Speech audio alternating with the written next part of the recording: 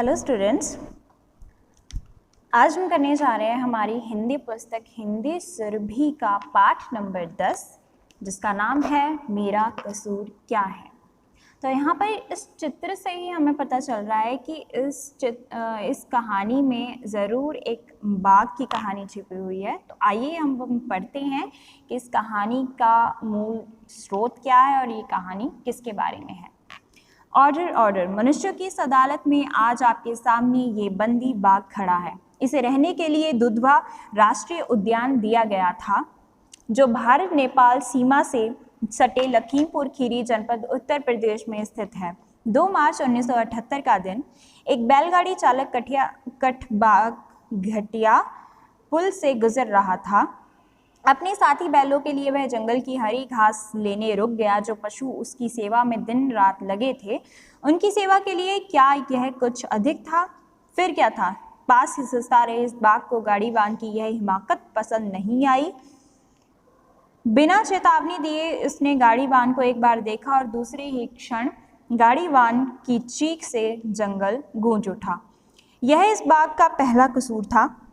इस कसूर को माफ कर भी दिया जाता यदि एक के बाद एक इसने 3 अन्य आदमियों को मार न दिया होता। एक बाघ की इतनी हिम्मत कि यह मनुष्य की शान के खिलाफ काम करे, इसे या तो उम्र कैद की सजा दी जाए या आदमखोर घोषित करके मरवा दिया जाए। तो बच्चों, बेसिकली ये जो स्टोरी है वो एक बाघ के ऊपर आधारित है, जिसमें ये बताया जा रहा है कि एक बाघ ने कई मनुष्यों को मार दिया, है ना, मौत के घाट उतार दिया। और क्यों उतारा ये हम आगे पढ़ेंगे। इसका हमें आगे पता चलेगा कि वो शेर वाकई में आदमखोर था, वो आदमियों को मारने का उसे चस्का था, या फिर कोई और वजह थी। तो ठहरिए, मुझे भी बोलने का, अपनी बात रखने का मौका दिया जाए। तो तभी ये सब बातें सुनकर बाघ बोला कि ठहरो, मुझे भी तो थोड़ा मौका दिया जाए इस बारे में बोलने के लिए कि आपने कंक्रीट के साम्राज्य में कुछ राष्ट्रीय उद्यान और अभ्यारण्य बनाकर हमें रहने की जगह दी है। तो बोलने लग गया कि भले ही आपने हमें थोड़ी सी जगह में रहने की इजाज़त दे दी है अपने इस मनुष्य के समाज में, मनुष्य समाज में, फिर भी यदा कदा आप लोग जीपों, हाथियों पर पर्यटक के रूप में आकर हमें इस बात का भी एहसास करा देते हैं कि आप बुद्धिमान मनुष्य और हम आपकी दया पर जीवित रहने वाले वन्य पशु हैं। हमारी तनी हुई मांसपेशियां, कसे हुए पुट्ठों और स्प्रिंग की तरह लचीली कमर पर उभरा हुआ सुडौल सीना देखकर हाथी भी अपनी चाल तेज कर देता है, मगर आदमी जानता है कि उसे हमसे डरने की कोई आवश्यकता नहीं। आदमी हमारा प्राकृतिक आहार भी नहीं है, फिर भला हम उसे क्यों मारेंगे, है ना। तो यहाँ पर शेर का जो बाघ था उसका कहना था कि हमें देखकर तो जंगल के जानवर भी डर जाते हैं, लेकिन इंसान नहीं डरते।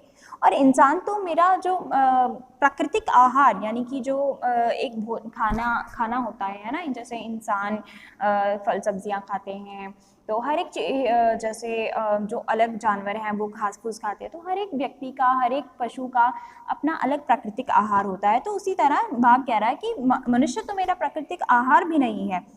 सच तो ये है कि हम स्वयं ही आदमी से डरते हैं, आदमी को देख रास्ते से हट जाते हैं। तो ये बात आप वन संरक्षण के कार्य में लगे इस राष्ट्रीय उद्यान के कर्मचारियों से भी पूछ सकते हैं कि हमें ही देखकर ये भागते नहीं, हमारे आराम में खलल डालने की बात सोचते नहीं, बस हमें देखकर सीधा तनकर खड़े हो जाते हैं, हमारी आंखों में आंखें डालकर तब तक घूरते रहते हैं जब तक हम इनका रास्ता छोड़कर चले ना जाएं। उस अपरिचित चेहरे, 1.25 मीटर ऊंचे, लंबी फांकदार उंगली और सबरी हुई जुल्फों वाले जीव में मेरी कोई रुचि भी नहीं थी, मगर बात जब हमसे छेड़छाड़ की हो तो हमें कदम उठाना ही पड़ता है। आखिर हम जंगल के बादशाह हैं, कुछ सावधानी तो आपको बरतनी ही होगी। आप हमसे ये आशा तो नहीं रख सकते कि हम गीदड़ों की तरह दुम दबाकर भाग जाएं। 2 मार्च 1978 को भी यही हुआ था। वह आदमी मेरे शयन कक्ष में अचानक आ पहुंचा और आपको इस गलती की सजा देने के बाद मैं अंदर घने जंगल में चला गया। तो बच्चों, अब हमें पता चल रहा है सही कि वो जो बाघ था वो वाकई में आदमखोर नहीं था। वो बिना किसी कारण के मनुष्यों को नहीं मार रहा था, उसकी भी अपनी एक वजह थी, उसका भी अपना एक कारण था। यहाँ पर बाघ कह रहा है कि जब हम आप लोगों के इलाके में नहीं आते तो आप लोग बिना पूछे हमारे इलाके में कैसे आ सकते हैं। बाघ की भी ये बात सही है ना, बाघ तो जंगल का राजा होता है, और अगर राजा को कोई परेशान करे तो वो राजा कोई ना कोई ठोस कदम तो उठाएगा ही। तो इस यही ठोस कदम उस बाघ ने भी उठाया था, जब जैसे उस मनुष्य ने उस शेर के शयन कक्ष यानी कि जहाँ पर वो शेर सो रहा था, बाघ सो रहा था, वहाँ पर जाकर उसको तंग करने की कोशिश की, उसके आराम में खलल डाला, तो फिर उस बाघ ने भी उसको सबक सिखाने के लिए और बाकी मनुष्यों को संदेश देने के लिए उस इंसान को मार डाला था। तो ये उस बाघ की असली कारण, असली वजह थी दूसरे मनुष्यों को मारने की। उसको कोई शौक नहीं है मनुष्यों को मारने का, लेकिन अगर उसके आराम में कोई खलल डाले, उसकी निजी जिंदगी या निजी जो उसका इलाका है उसमें कोई दखल दे, तो वो बिल्कुल बर्दाश्त नहीं कर सकता। तो फिर जी हाँ माय लॉर्ड, यह भाग बिल्कुल सही कह रहा है, लेकिन 3 अप्रैल 1978 को इसने फिर एक आदमी की जान ले ली। जांच करने पर पता चला कि वह आदमी भी हरी घास के लालच में राष्ट्रीय उद्यान में घुस गया था। तो अब ये उसने एक की सफाई दी बाघ ने, तो अब उस व्यक्ति ने जो उसके खिलाफ केस लड़ रहा था उसने भी दूसरा केस सामने ला दिया कि एक और इंसान की इसने जान ली है कि जो सिर्फ हरी घास के लालच में ही उस जंगल में गया था। तो अब बाघ ने फिर उसको बताया कि ये जो व्यक्ति था जो उसके क्षेत्र में घुसा था, वो क्या उस समय जो बाघ था वो खा पीकर अपने घास में सुस्ता रहा था, है ना। जो बाघ था, बाघ ने अपनी सफाई देनी शुरू की, तो वह चोरी छिपे घास काटने वहां आ पहुंचा। तो बाघ ये बोल रहा है कि जो वो इंसान, वो जो आदमी था, जब मैं अपने घास पर सुस्ता रहा था, आराम कर रहा था, मेरे बच्चे भी मेरे पास में खेल रहे थे शावक, तो वो इंसान चोरी छुपे मेरी जगह पर आ गया और घास काटने के लिए, ठीक है।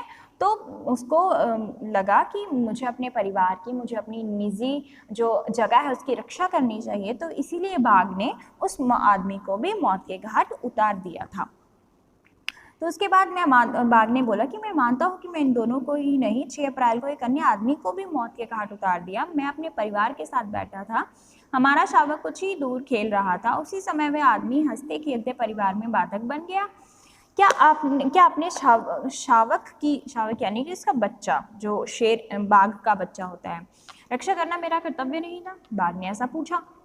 तो मुझे पकड़ने के लिए, फिर बाघ ने बोला कि मुझे पकड़ने के लिए जोर शोर से तलाश शुरू कर दी गई, मेरे लिए जीवित चारा बांध दिया गया, मैंने आपकी इस भेंट को सहर्ष स्वीकार कर लिया। 40 किलो का पाड़ा खाने के बाद निश्चिंत था। पाड़ा यानी कि भैंस का बच्चा 3-4 दिनों तक जंगल में इधर उधर घूमता रहा। इस बार कई वन्य रक्षकों ने मुझे देखा। तो उसके बाद की वो कहानी बता रहा है बाघ कि मेरे साथ इन्होंने फिर ऐसा ऐसा किया, मेरी निगरानी रखी गई, मेरा जो चारा था वो बांध दिया गया, है ना। बांध दिया गया मतलब सिर्फ एक ही टाइम पर उसे खाना दिया जाने लगा, वो खुद किसी के शिकार नहीं कर सकता था। तो ऐसी स्थिति पैदा हो गई थी। तो फिर उसने बोला कि मैं भी चुपचाप बिना कोई नखरा किए उसे स्वीकार करता रहा, लेकिन फिर अचानक एक शाम थारू जनजाति के एक आदमी ने मेरे ताल में घुसने का दुस्साहस किया। फिर वही हुआ कि फिर एक जो इंसान व्यक्ति था, फिर वो उस बाघ के इलाके में घुस गया, जिसकी वजह से उसने उस बाघ ने उसको भी दूसरे मनुष्यों को एक मैसेज, एक संदेश पहुंचाने के लिए कि मेरे इलाके में नहीं घुसना, उसने उस थारू जनजाति के व्यक्ति को भी मार दिया, चेतावनी दे दी पूरी मनुष्य जाति को। तो उस आदिवासी के मारे जाने के बाद भी अन्य लोगों ने मेरी चेतावनी को गंभीरता से नहीं लिया। तब मैंने भी किसी आदमी को अपना शिकार नहीं बना। मतलब जब उसने, अब ये बात कह रहा है कि जब उस व्यक्ति के मारे जाने के बाद लोगों ने गंभीरता से मुझे लिया, तो मैंने भी कभी किसी और आदमी को अपना शिकार नहीं बनाया। तो अब आपसे गुजारिश है, अब बात कह रहा है कि अब आपसे मेरी गुजारिश है कि आप मुझे मेरा कसूर बताएं। यदि मैं आपको अब भी आदमखोर लगता हूं तो मुझे अपराधी घोषित किया जाए, अन्यथा नहीं तो मुझे अपने परिवार के साथ दुधवा राष्ट्रीय उद्यान में स्वच्छंद विचरण करने दिया जाए। फैसला अब आपके हाथ में है। तो बच्चों, ये जो स्टोरी, ये जो होल स्टोरी, ये कहानी है, वो लिखी है दुधवा राष्ट्रीय उद्यान के प्रथम निदेशक डॉक्टर राम लखन सिंह ने, ठीक है। उनके लेख पर आधारित ये कहानी है। तो जैसा कि कहानी से आपको पता ही चल गया होगा कि मेरा कसूर क्या है, ये वाक्य जो है ये एक बाघ कह रहा है कि जब मनुष्य मुझे तंग करेंगे, मेरे आराम में खलल डालेंगे, तो मैं अपना बचाव करने के लिए उन पर हमला भी करूँगा। तो ये पूरी कहानी थी। आइए अब हम इसका अभ्यास कार्य कर लेते हैं।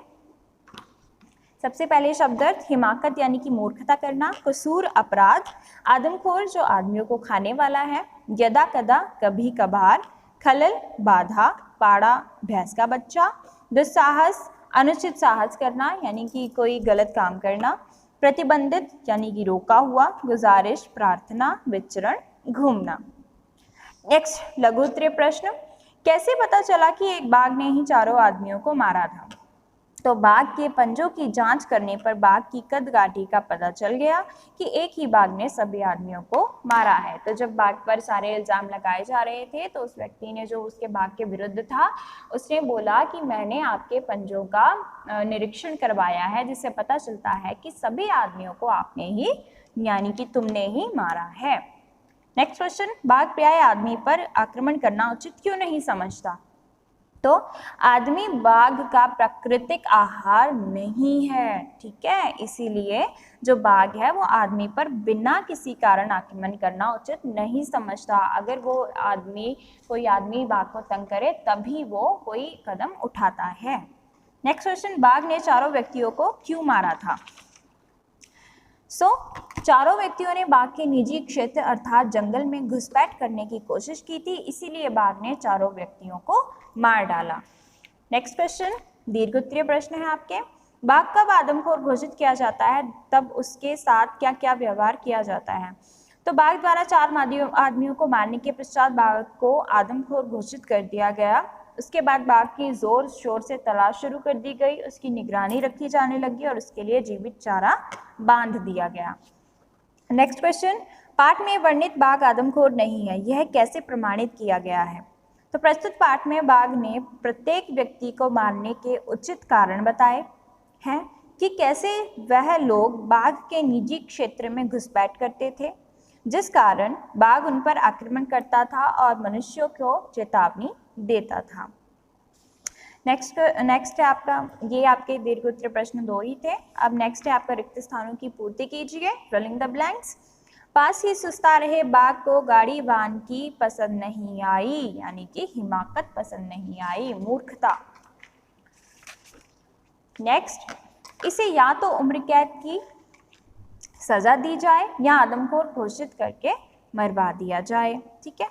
नेक्स्ट है आदमी हमारा कौन सा आहार, बाघ ने क्या बोला था, प्राकृतिक आहार नहीं है। नेक्स्ट, आप हमसे यह आशा तो नहीं कर सकते कि हम गीदड़ों की तरह दुम दबाकर भाग जाएं, किसने बोला था, बाघ ने बोला था। अपने शावक की रक्षा करना क्या मेरा कर्तव्य नहीं था, बाघ ने कहा था। आपने हमें अपने निजी क्षेत्र में आने से प्रतिबंधित कर दिया है, ठीक है, रोक दिया है। नेक्स्ट है सही गलत, बाघ घटिया पुल के निकट शिकार की घात में छिपा बैठा था, बिल्कुल गलत, वो अपना आराम कर रहा था वहां पे। इंसान बंदूकों के सहारे ही ताकतवर बन सकता है, बाजुओं के सहारे नहीं, सही। आदमी को देखते ही बाघ रास्ता छोड़ देता है, बिल्कुल सही। 2 बाघों के पंजों के निशान बिल्कुल एक समान होते हैं, गलत।